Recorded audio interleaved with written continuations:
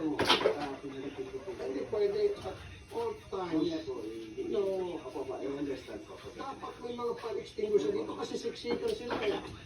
Nakalagay strategically sa mga lugar na in case of sunog, pwede sila mag-spray.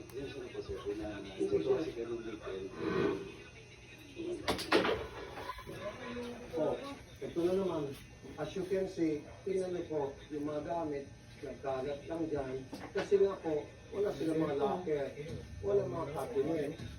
Ano dapat ang ratio para sa isang accommodation? Ilang bedrooms dapat? Ano ba yung specified para mabigyan ng permit ang isang accommodation na magtanggap ng mga police?